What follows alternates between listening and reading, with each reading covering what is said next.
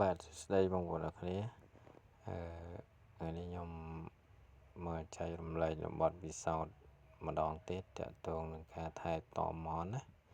គុណមាន់ពីអាយុ1ថ្ងៃមកដល់30ថ្ងៃសិនហើយចាំបន្តពី30ថ្ងៃឡើងទៅលើទៀតបាទអញ្ចឹងសម្រាប់គុណមាន់ពី1ថ្ងៃទៅដល់30ថ្ងៃគឺដំបូងបងប្អូនធ្វើការឲ្យរោគចំណីណារោគចំណីដែលមានប្រូតេអ៊ីនចាប់ពី20% ឡើងអញ្ចឹងយើងឲ្យស៊ីចំណីសុទ្ធណាចំណីសម្រេចទី1ហើយទី2នៅពេលដែលយប់គឺបងប្អូនត្រូវ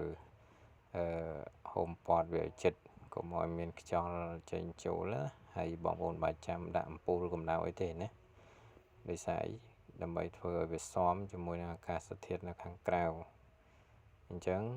គុណមាន់ខ្ញុំនេះគឺអត់មានប្រើអំពូលដើម្បីឲ្យកម្ដៅទេគឺយើងគ្រាន់តែធ្វើការហូមព័ទ្ធវាឲ្យចិត្តកុំឲ្យមានខ្យល់ចេញចូលនៅពេលយប់ណា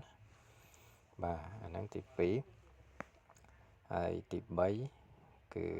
បងប្អូនធ្វើរសម្បកស្ដៅឲ្យ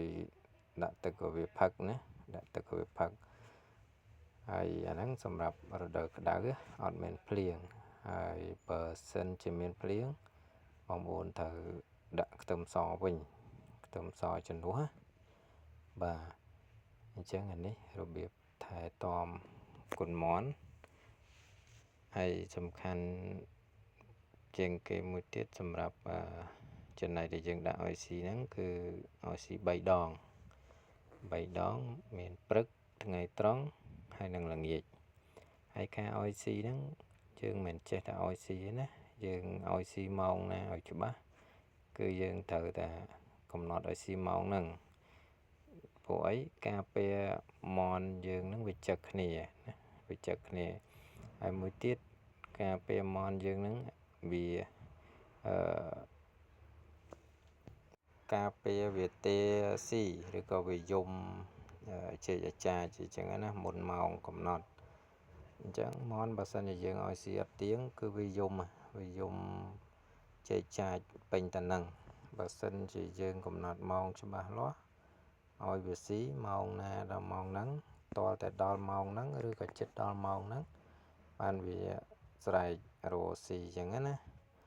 អញ្ចឹងអានេះតកតងនឹងការថែទាំគុណមាន់ពីអាយុ1ថ្ងៃ